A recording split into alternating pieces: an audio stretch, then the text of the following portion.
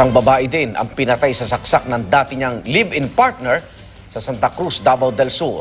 Ang nagtulak sa suspect na gawin ng krimen, alamin sa report na ito. Mamatay juga ng magaganda na yan. Mga samasin.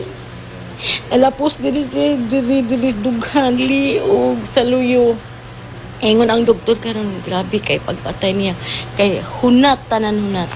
Tadtad ng saksak ang 28 anyos na si Roan Jeline sa Plagyo. Isinugod pa siya sa ospital pero hindi na umabot ng buhay. Papasok na sa kanyang trabaho ang biktima nang abangan ng dating kinakasama sa Santa Cruz, Davao del Sur. Gusto raw kasi ditong makipagbalikan. Flinag down niya yung tricycle, then pagbaba nung live-in partner niya, nagkaroon sila ng argument, nag-away sila. And from there, sinaksak na yung ka-live-in niya. Natunton at naaresto ng mga pulis ang suspect na si Ramil Eblacas. Pag-amin niya, selos ang nagtulak sa kanyang gawin ng krimen. Muli yun na yung istorya sa kuha, nawag siya sa kuha. Nasa ilaki, buro siya ba. May istorya na sa kuha.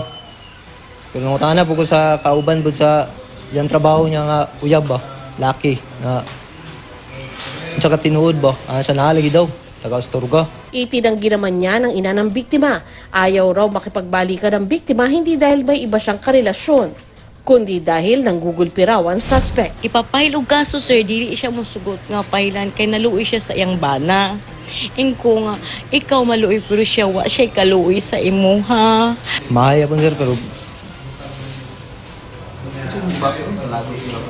wala man. Nakuha lang ko ba wala akong kakami daw. Ang tatlong anak ng biktima at suspect nasa pangangalaga ng ina ng biktima. Maharap sa reklamong murder ang suspect.